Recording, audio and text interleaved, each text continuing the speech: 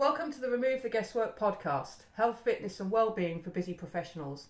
I'm your host, Leanne Spencer, and I'm super excited about today's guest. His name is Petteri Lahtela. He is the co-founder and CEO of OURA Health. Petteri, welcome to the show. Thanks, Leanne. Pleasure to be here. Great. Well, it's great to have you as well. So please introduce yourself to the audience. As long or shorter introduction as you like. Just let us know a bit about you.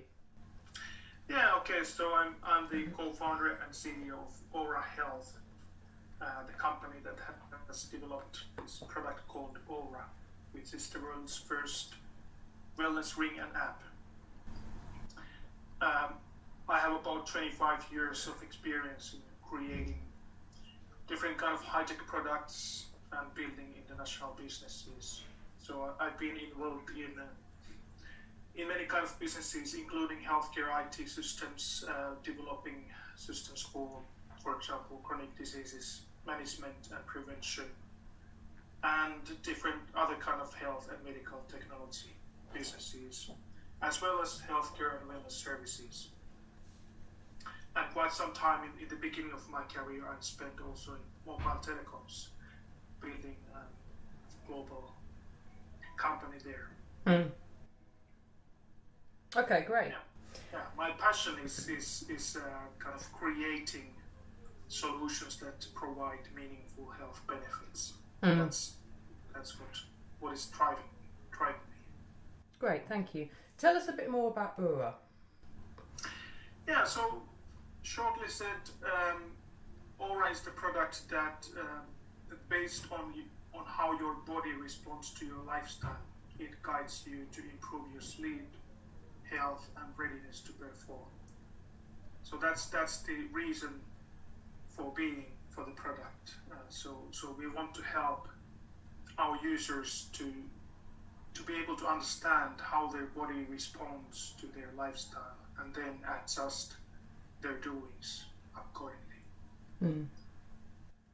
Why do you think there's a need for that? What are some of the issues that have you experienced, actually take a step back, have you experienced some of what I think are the prevailing well-being issues at the moment? So a lack of sleep, chronic stress, simply too much to do. Have you had any sort of personal experience? Is that what led you into this business? Yes, definitely. I have had those experiences myself in my life. So in the early phases of my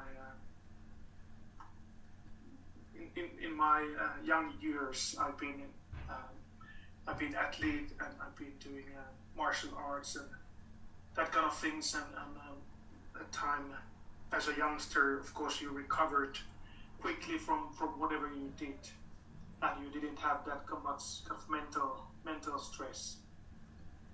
But when you have family and you get older and you're traveling, you have a more kind of a mental load as well from your normal daily life context, and maybe you do some demanding work as well, then you notice someday that you don't recover so well from this daily mental and physical strain anymore. And that was kind of a thing that we wanted to develop a solution that would help people to understand what's happening in their body and in their mind in relation to how they live their life. And through our team members' personal life experiences, living a life, doing international business, traveling a lot, having families, and trying to build a balance between all these things and staying healthy in the center of all this. So that has been the driver behind for developing the solution. So we believe that this kind of challenges, they are kind of well known for quite many people these days. And we wanted to help those people with this kind of very simple but powerful solution. Yeah. Great. What are some of the issues, do you think, that the modern or the executive or senior manager or busy professional today is facing? What are some of the key challenges? I think one of the key challenges is to how to build the balance between the things that you do in your life. So work life takes time and too much, I would say, for many people these days.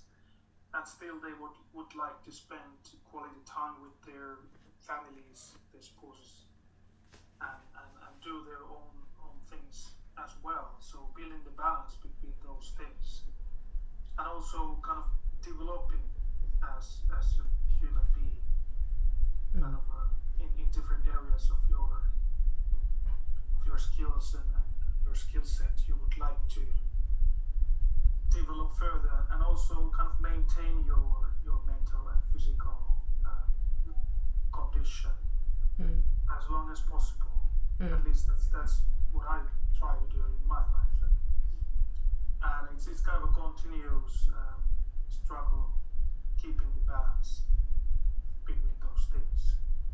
It definitely is, and it's a balance that I personally am always dancing around that fine line of, am I doing a little bit too much, or is this just about right? I mean, I always feel like I have a lot of energy, and I'm happiest, I think, when I can see the words "too much?" on the horizon. So I'm in sight of that, but not too close to it. But of course, it's a precarious balance, isn't it, of just enough and too much going on. And I think a lot of people are constantly in a negative balance in that sense now. Yes, exactly, and also if you're quite imbalanced, it's hard for you to get the signs from your body that how it is doing. So our body is anyhow giving small signs about different things, how it's responding to your lifestyle. Then someday you just notice that, okay, the signs are getting bigger and bigger. You get some serious disease, or get chronically ill or something like that. And when I was developing these IT systems for chronic diseases, I became intrigued about the fact that, for example, pre-diabetes is so prevalent. And also, it was about 12 years ago when I was developing those solutions. For example, with St. Mary's Hospital doctors in London, and with different London healthcare trusts. And I was kind of trying to understand why people develop these chronic diseases. And they don't, like in the case of pre-diabetes, they don't know what is their condition. They don't know that they are having diabetes kind of symptoms. So that was something that I kind of became intrigued that I would like to develop something that would help people avoid those symptoms and prevent those diseases, because they are really painful diseases in any case. And I guess that's the thought process behind OURA. I mean, tell us a bit more about the product itself. Yeah, so the product, it measures how your body responds to your lifestyle, and that means that when you sleep, for example, the ring, it measures from your arteries on your finger. It measures your pulse waveform, the pulse amplitude variation, and it derives the heart rate variation from that, and then it measures all the movements, of course, but also the body temperature variation. And so those are a few of the raw signals that it derives, and from those it analyzes your sleep quality and your recovery level, with how restorative sleep you get during the night. And during the day, it measures all the kind of rhythms, daily rhythms, and when you do your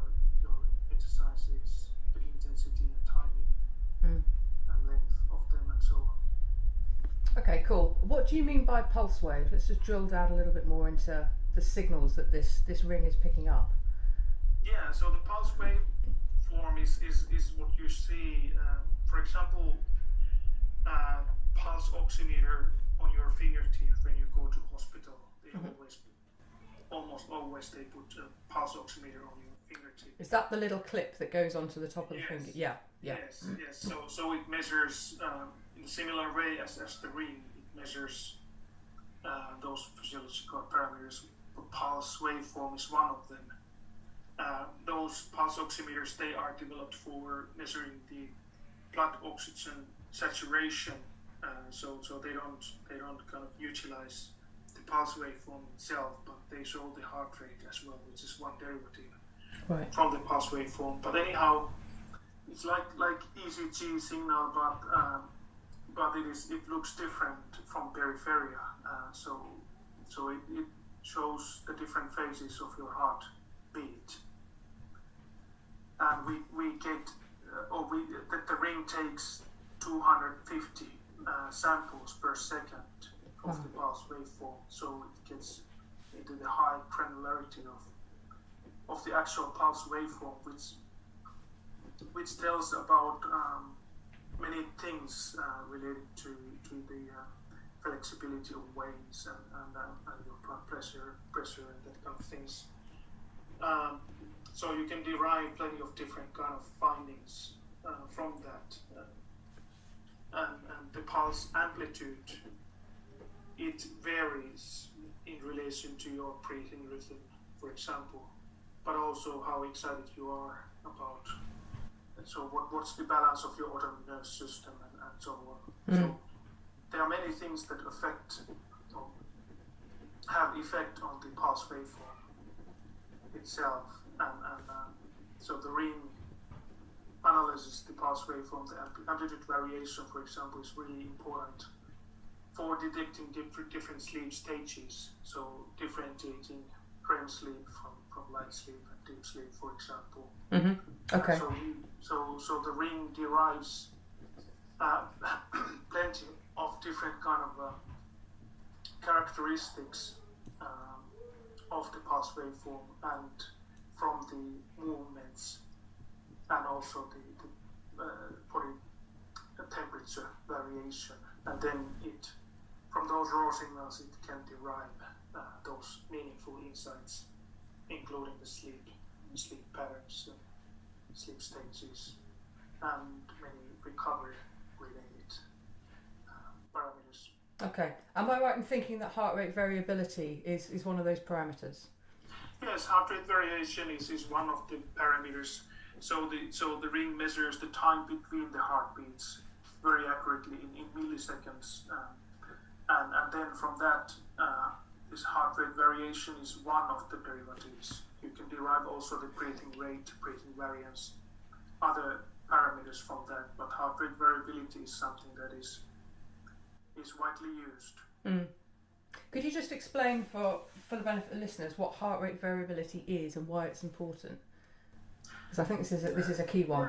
Yes. Simply said, the more heart rate variation you have, the better is your cardiovascular condition. So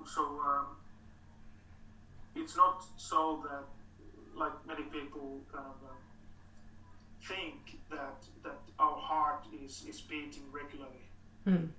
It's actually quite irregular beating.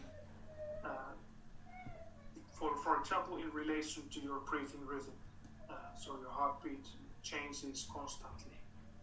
If you take 1 minute of your heart rate and your breathing rhythm is something like from 14 to 16 breaths per minute, then you can see that your heart rate is in constant variation in relation to your breathing pattern. If you change to deep breathing, for example, which is one of the kind of physiological tests also used to measure your autonomic nervous system balance, then you can see that it affects the resting heart rate. It affects the HRV, heart rate variation, as well. But also it is really unique for each one of us. So one of the main things in relation to our product and the thinking behind is that we really are unique, each one of us. So our genetic heritage is unique, but also our lifestyle and how our body responds to our lifestyle. In that sense, we are all completely unique. Yeah. And therefore also HRV is something which is unique for anyone. Yeah. For everyone. And it's also a very sensitive parameter. So basically it's hard to derive any useful insights of the HRV during the day. It must be really controlled environment and controlled procedure. But during the night, you cannot affect it subjectively or by doing something. So when you collect this nightly information every night continuously with the ring, then it becomes highly valuable information that reflects about your cardiovascular performance and condition. Yeah, I mean, one of the things when we first started engaging, and then, as you know, I've worn the ring for it must be well over a year now. One of the key things I get from it is heart rate variability, and why that's important is as you well know, Petteri, we've got the autonomic nervous system, which has two branches, sympathetic and the parasympathetic. And the sympathetic is associated with your classic fight-flight reactions, and the parasympathetic with your classic rest-digest.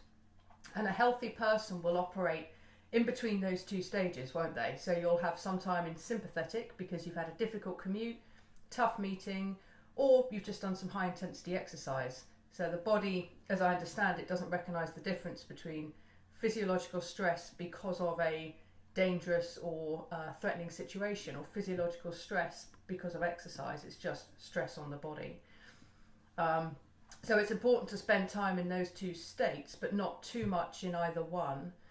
And I think heart rate variability is one of those key signals, isn't it, that OURA helps to surface from the body, and is a good indicator of how much time you are spending in sympathetic and how much you're spending in parasympathetic. Am I right there? Yes, definitely. So that sympathetic parasympathetic balance is something which is it is continuously varying as well. So it's tightly connected to our hormonal balance as well. So for example, when we wake up in the morning, that's the highest peak of testosterone, and when we try to go to sleep during the night, melatonin is the hormone that is helping us to get asleep. So there's kind of another dimension which is tightly connected to this autonomic nervous system balance, is the hormonal balance. So the HRV reaction in relation to certain hormonal reaction causes different kind of physiological outcome. So if you are highly stressed, meaning negatively stressed, so you have lots of stress hormone at the same time, and your sympathetic sympathetic arousal is high, then it means that it is highly negative experience for your body physiologically. But if you are excited about something, for example, like sex or something you're positively excited about something, then the hormonal reaction is completely different. It's opposite to negative stress hormone reaction. So in connection to that, you also find that your sympathetic arousal is high, right? But the outcome for the body is completely different. So therefore, this deriving insights from the HRV is highly kind of context related. Yeah. And is the hormone cortisol the one that's quite prevalent in those two reactions that you've just outlined? Yeah, cortisol is one of those kind of negative stress hormones, but then for DHEA and other hormones are in the other reactions. So there are multiple dimensions, and there are multiple different hormone reactions as well in the body, and maybe that's something we could discuss as well as a basis for our product and what we are aiming at in helping people. Exactly, this kind of hormonal balance, I see it even more important than HRV as one of the parameters. Because HRV, we built it into the readiness score. So our product gives you every morning kind of a readiness score along with the sleep score and activity target for that day. This readiness score, the contributors inside the readiness score, majority of them already include HRV related information in different forms. So HRV is just one derivative, and there are plenty of other things you can derive from the interbeat interval and the pulse waveform related information. Well, let's talk more about the hormonal profile then. What else are you picking up in that readiness score? Yeah, so the readiness score kind of combines both short-term and long-term information about your activity balance and sleep balance and body responses in relation to them. So it is helping you to understand both short-term and long-term reactions of your body, and we kind of wanted to generate this kind of a new kind of a score that would help people understand easily that how your daily choices and rhythms kind of help create balance between load and recovery.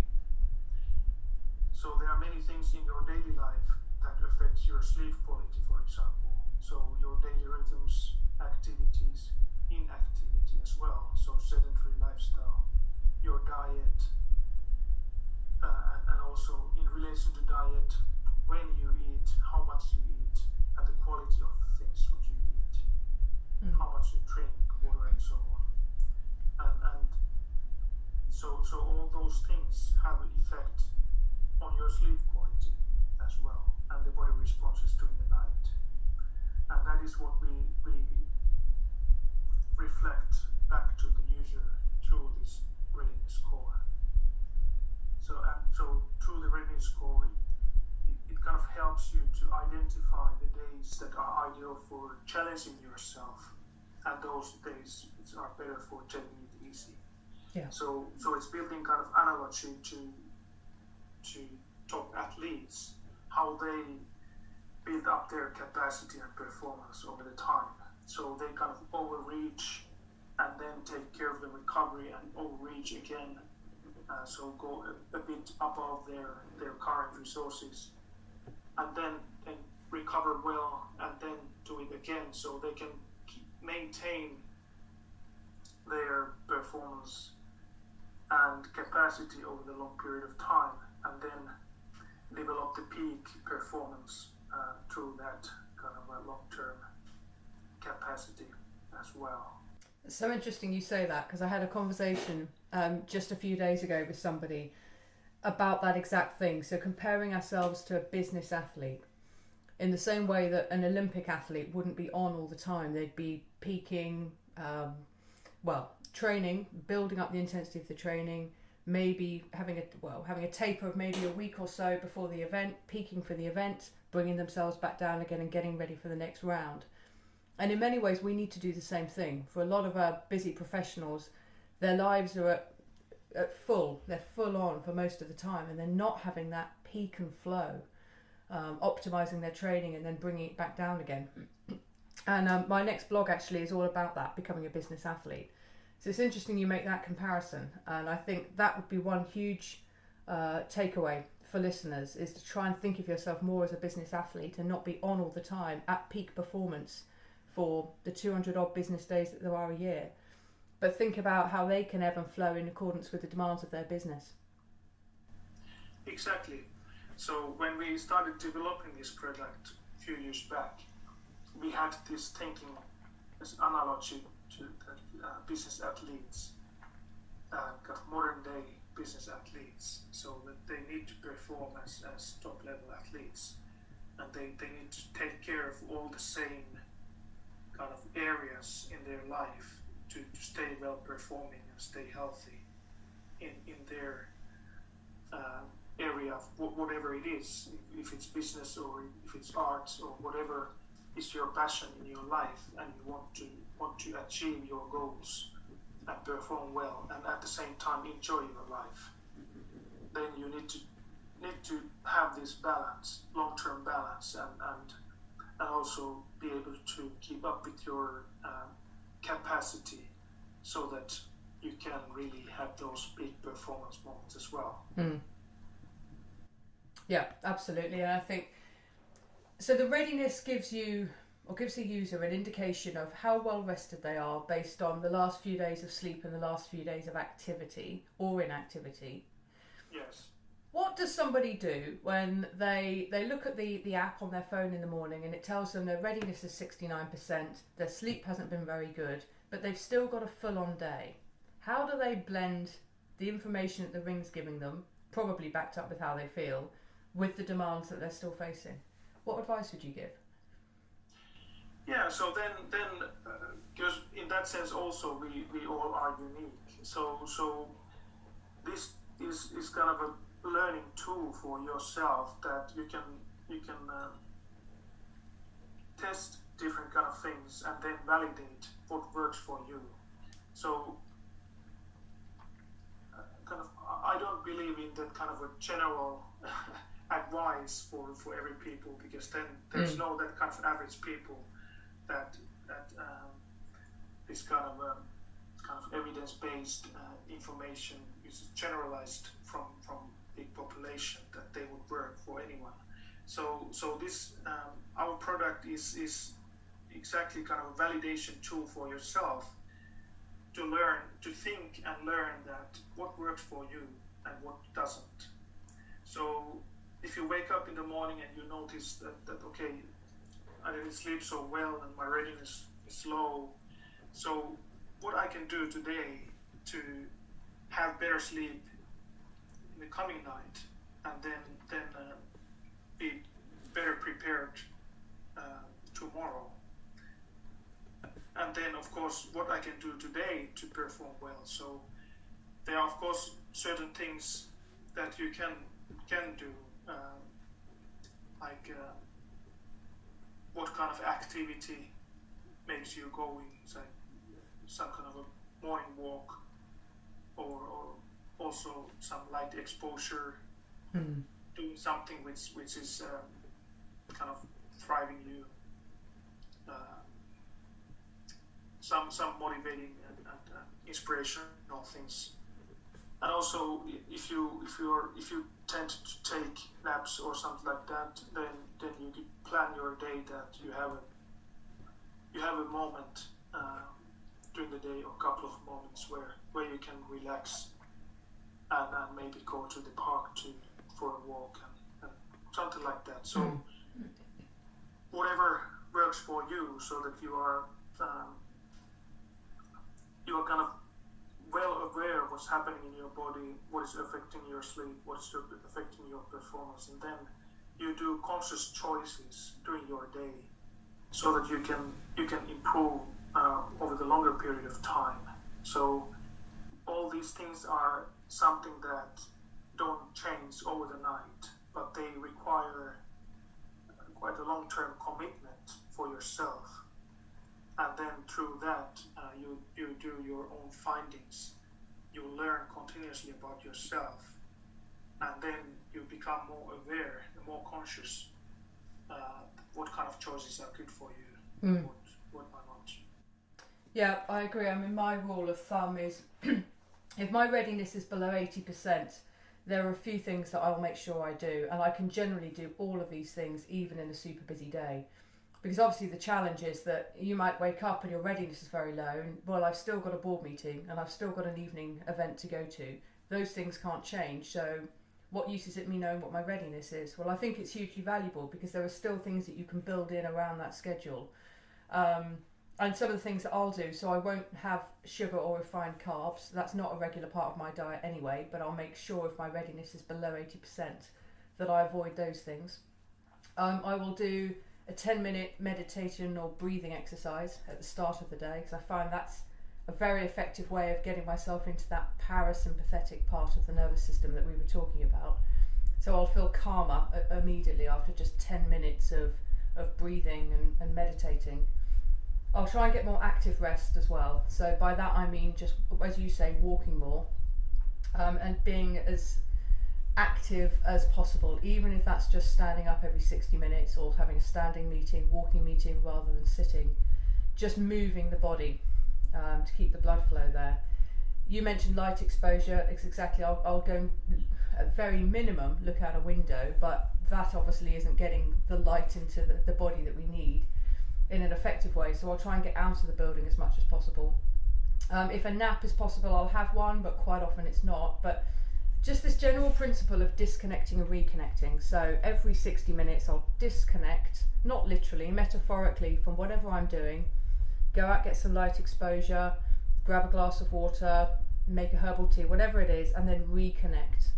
And in a broader sense by that I mean disconnecting from the phones and everything that's buzzing, binging, dinging and demanding our attention, and just reconnecting with some thoughts, reconnecting with somebody else. It can only be a few minutes or it could be a few hours, then coming back to what I'm doing. But just trying to change the pace of the day a little bit. And I think it is possible to do that. A simple 2 minutes of yoga breathing can buy you a bit of time that's worth far more than the 2 minutes you put into it. So I think it's empowering for people when they realise that actually we can change the pace of our day with some very, very simple techniques, and the benefit from that can far outweigh the effort you have to put in. Yes, definitely. I completely agree. So it doesn't take that much time, and the benefit is, especially in those days when the readiness is not that high, all those small things, they really matter. Yeah. And one of the things, again, affecting your kind of hormonal balance is that what you eat, when you eat, and how much you eat.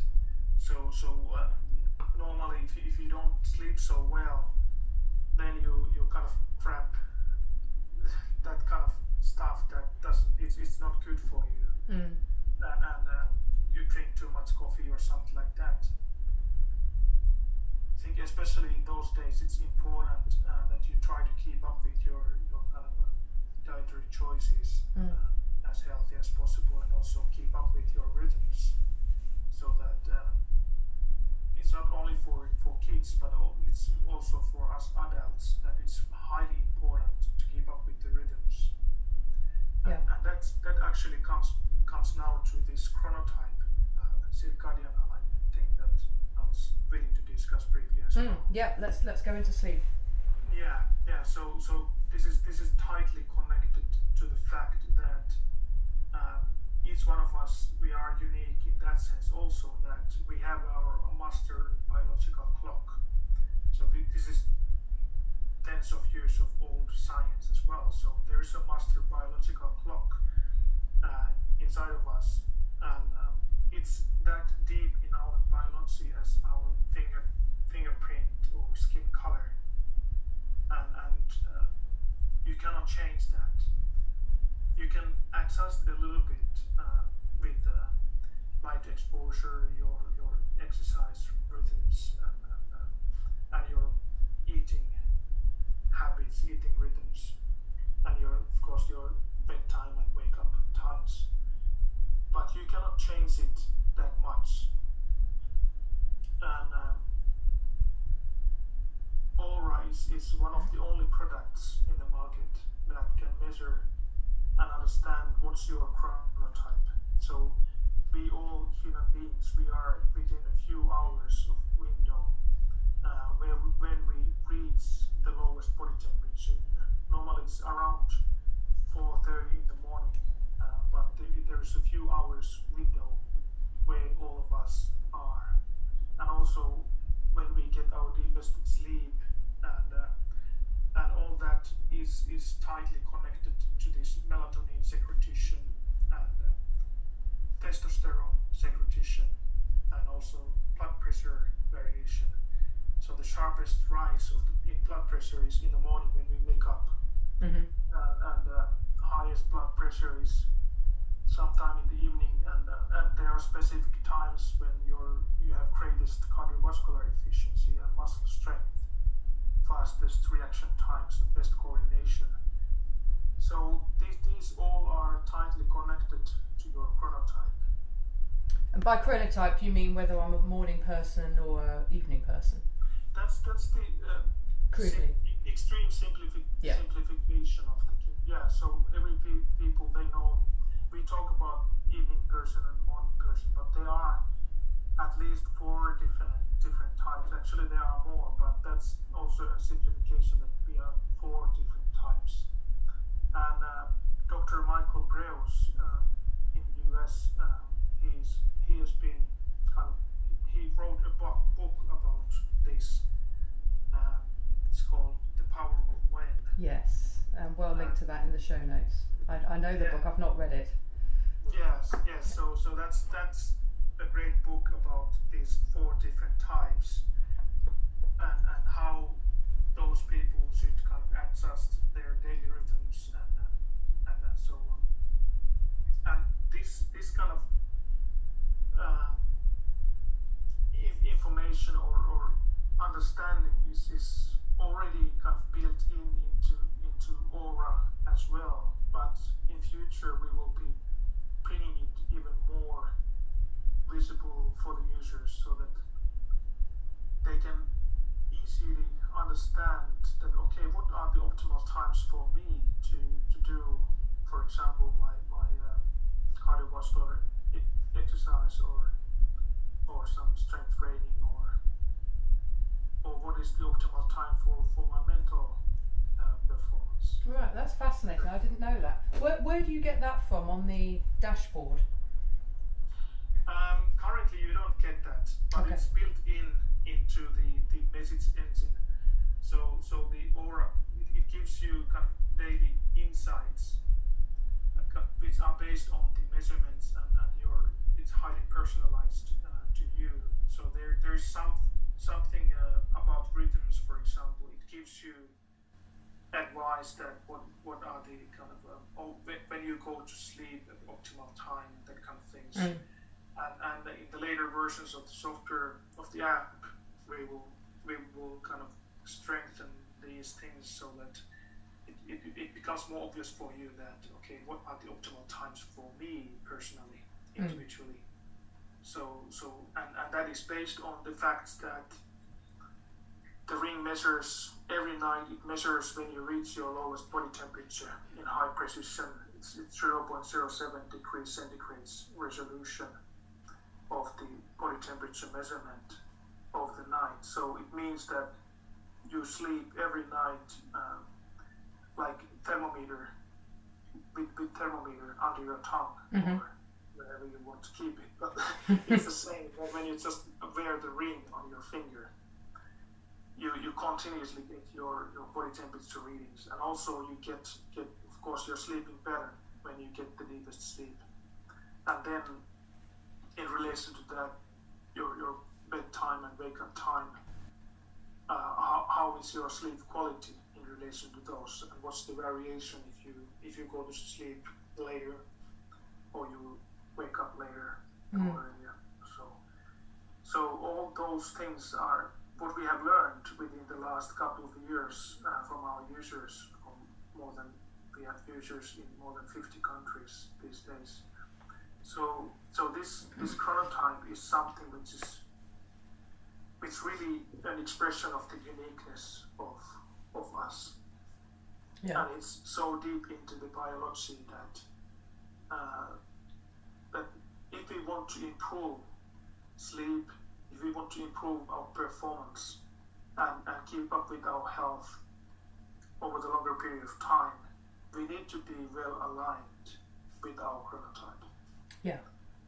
And also the circadian alignment is another kind of aspect of being aligned with your chronotype. Yeah. I mean, what do you think of light therapy? So something like the human charger, which is, again, from Finland, the same as you guys. What do you think of that kind of light therapy treatment? Yeah, there are scientific studies that show that certain kind of light therapy helps some people, but in that sense we are also unique. So you need to try it yourself whether it works for you or not. Whatever light therapy it is, but also it is the same as just being outside, depending on, of course, where you live. So if you have sunlight early in the morning and you go there, it has the same effect.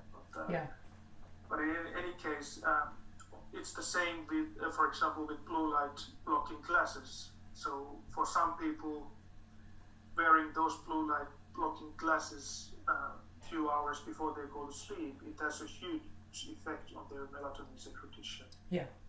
And for some people, it doesn't have any effect. So again, those things they cannot be generalized. But in any case, we are mammals, and we know that in nature, all the kind of hormonal based behavior of mammals is based on the sunlight. Yeah. So all the yearly rhythms, daily rhythms, all the rhythms are based on the sunlight. So therefore, there is certain connection, definitely. Yeah. I mean, I personally, I don't get seasonally affective disorder, but I much prefer it in summer when I can wake up to natural light. I find that really kicks off my circadian rhythm. So natural light first thing in the morning, cortisol at its highest, testosterone spiking, serotonin peaking as well. And then over the course of the day, I'll try and get as much natural light as possible. And when I get home in the evenings, I'll put on the blue light blocking glasses because that blocks out, as the name suggests, the blue light emitted by my smartphone, my iPad, the television, light bulbs in the house. And the effect of that blue light is that it suppresses melatonin, of course, which we need to see increasing as the evening goes on to prepare us for good sleep. And it's been interesting because I've tracked the effect of those blue light blocking glasses, not formally, but casually using the app, the OURA app. And the quality of my REM sleep and deep sleep has improved. It's really interesting. And the net benefit of that is that I feel much better the next day. I think, is it not the case that a sleep cycle is light sleep, deep sleep, REM sleep, and then you come out and into another cycle? And I think REM and deep should be about 25% each, and light sleep about 50. Is that right? Roughly. Again, it's individual. Yeah, again, it's some kind of a generalization which is based on one night in the sleep lab, Right. sleeping with the wires. So I wouldn't be that kind of how to say. I wouldn't give so generalized advice about the amounts of deep sleep or REM sleep for these people, because also even for one person, those things and the kind of requirements of your body and mind for the recovery, they change over the time, along with your age, but also what's happening in your life. So if you are highly stressed mentally, then you definitely need more REM sleep. Yeah. But if you're exercising a lot, high intensity, then you will need more deep sleep. Not the next night, but the night after that, especially, to recover from that.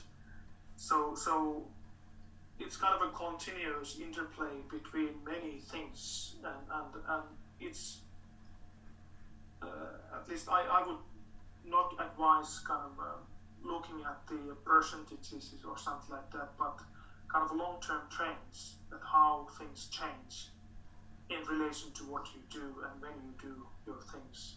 And also, for example, if you eat too much, too heavily, too late in the evening, many people are affected, but some people sleep better and they perform better next day. So in that sense also we are completely unique.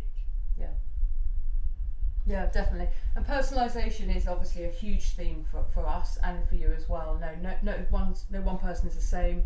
The one size fits all approach is entirely outdated. And I think one of the things that technology can do is to help us personalise what we do. You know, what we all have limited resources of is time. But using something like wearable technology just to understand what are the signals the body's sending me. The body's very good at doing that, but we've become really good at ignoring it. I'm going to power on through. I'm just going to crack on. All these expressions, I'm going to forget the fact that I didn't sleep very well. I'm going to forget the fact that my resting heart rate isn't very high, or my heart rate variability, or resting heart rate is high, sorry. We've just become good at ignoring those signals. And I think where the OURA ring, I've found personally of great benefit, as well as with the people I coach, is that it surfaces those signals, and then people can make a choice on whether to take action or not. And as you know, Petteri, our 6 signals methodology is sleep, mental health, body composition, energy, digestion and fitness.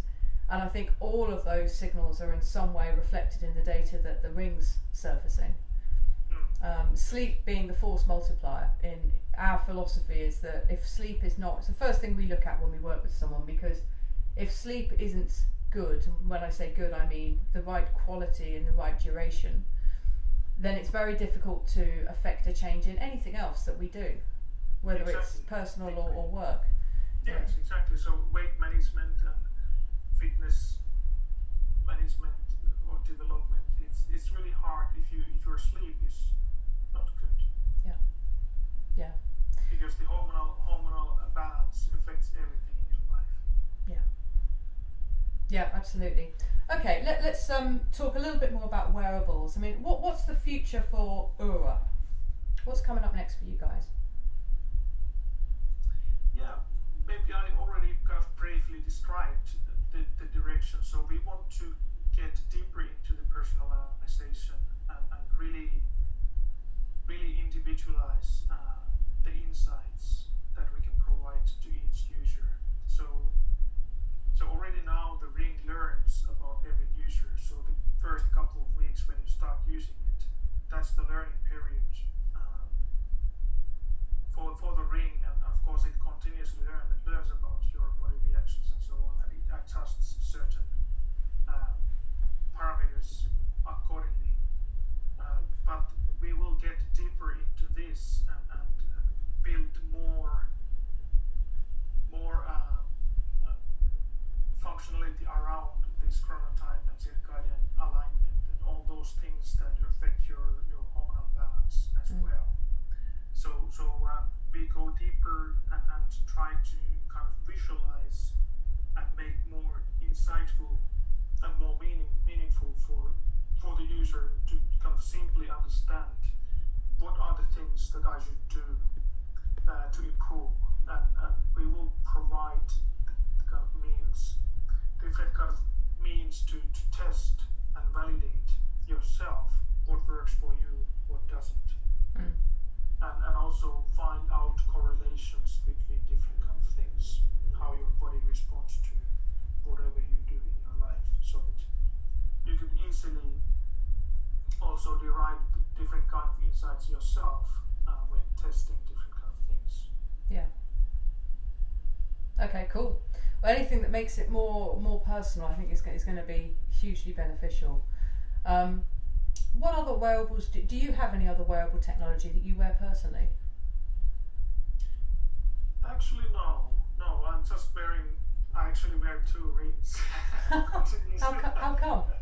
Yeah, because we are of course developing the app continuously, so I'm driving a development version of the firmware software in other ring, and the other version, the App Store version in the other. Yeah. So I can continuously see the newest things and continuously further develop and plan for the Got you. So we have this kind of bed measures for ourselves from all over the world, so that we continuously can further develop features. I have tried, let's say, basically all the wearables in the marketplace, and I have used, for example, polar heart rate monitors right after they existed. So, as you may know, the first wireless heart rate monitor by Polar was 1977. It's developed in the same city where we come from. So that long heritage is we say that we have that kind of wearable university here. So that because Polar has created lots of science around this heart rate variation and so on, and like our chief scientific officer Hannu Kinnunen, he used to be the principal scientist of Polar for 17 years before he joined us, and he has developed majority of the algorithms of Polar products. So whatever product you buy of Polar products today, there are Hannu's algorithms inside, and he has been the main person developing also the sleep and recovery algorithms in the ring and so on. So from all those kind of my personal testing of different kind of wearables, we've been trying to derive the best features to our product, and let's say most meaningful features to our product as well, and we continue to do that. Okay, cool. What are maybe 2 or 3 aspects of your personal well-being practice that you could share with listeners? Something that people could take and then implement today? Yeah. Okay. For myself, I have some routines that I do every day. So I've been, as I mentioned, I've been practicing martial arts since I was 13. But these days, last 14 years, I've been practicing medical qigong, which is kind of it's not a martial art, but it's a kind of a combination of Tai Chi and yoga and that kind of movements that help me to open my body in the morning. So I do about 20 minutes of exercise every morning when I wake up. Cool. And with my wife, and I do it wherever I am, because it wakes up my body really nicely, and gets my fluids flowing and so on, and gives a good feeling as well. So I would say that it is kind of good practice for anyone to kind of develop some kind of a routine for morning. Maybe just a morning walk or something. It doesn't need to be something very high intensity doing, but something that kind of helps you to wake up. Yeah, I mean, I recommend people a number of things, but one of them, and it's probably not dissimilar, is just getting up and going through a short stretch routine. Yes, stretching is really good as well. So whatever wakes up your body and your mind nicely. Some people do meditation. When I was living in Hong Kong with my wife, then we had a boat trip to our office early in the morning and late in the evening when we got back. That was a good time for doing a meditation exercise. So half an hour boat trip from Discovery Bay to the main Hong Kong island. So whatever is your kind of where you live and whatever you can kind of fit into your daily routines, I would say that's highly beneficial, whatever it is. And then at least I try to have some walk during the day,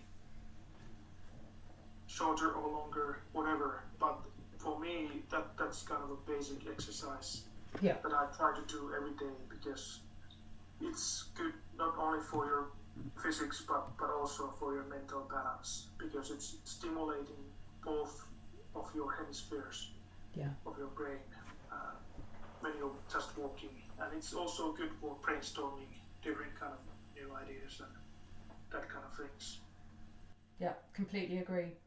Have you got one more? Yes, then also I try to have, let's say, the most nutritious meal in the morning. So I combine plenty of different kind of berries and dried berry powders and hemp powder and that kind of things to Turkish yogurt or something. Or I do some kind of a mixture of all those things. Brilliant. So that's also kind of another thing which gives good drive for the day and helps you to maintain your insulin levels over the day and your mental and physical performance. So that's what I found important as well. Yeah, that's great. Thank you for that. I mean, I'm going to finish on a quote by Arianna Huffington about well-being in the working world, and she said, Arianna Huffington, of course, used to have the Huffington Post, which she sold a year ago, and now she runs a company called Thrive Global, for which I'm a contributor actually. And she said, this is a tough economy. Stress reduction and mindfulness don't just make us happier and healthier, they're a proven competitive advantage for any business. Now, I think for an individual and a corporate perspective, the sort of things that we've been talking about, well-being, meaningfully practice well-being in the workplace, are going to be the ways that companies differentiate. And from a personal level, I think we all need to take greater personal responsibility for our well-being. Technology, we've just been talking about the benefits of your technology, Petteri, but equally it can be causing a problem, not the ring itself, but obviously smartphones, our Blackberries, technology that means we're on all the time. And I think we can harness technology to help us get away from some of those issues, but the priority, I think, for the future is going to be much more on well-being and taking personal responsibility for your health. And I think something like the OURA ring is a great way of doing that, because now I've got a huge amount of power right there in the app. I know how I've slept, I know how ready I am for the day, I can track the changes that I make to my lifestyle, and I can see the direct correlation with my sleep. So it's just helping people to be more responsible for their own health, and I think that's incredible. How can people get hold of you? How can they get hold of you on social media, but also your website? Yeah, so they can find more information from OURA.com, OURA.com, and they can find us from Facebook and Instagram and Twitter and LinkedIn as well. Cool, all the usual places. Yes. Yeah, so OURA.com, the affiliate code Bodyshot 10 will get you 10% off the ring if anybody's interested in that. Petteri, thank you so much for your time this morning. It's been a fascinating conversation. I really appreciate it. Yeah, thanks a lot. It was great to discuss with you again. My pleasure to be with you this morning. Brilliant. Thank you very much. Thanks everybody for listening, and see you on the next episode. Thanks for listening to the show. If you've enjoyed what you've heard, help us to reach more people by leaving a rating and a review on iTunes. We would really appreciate that, and it would help us to spread the good word even further. Thanks again for listening. We'll see you on the next show.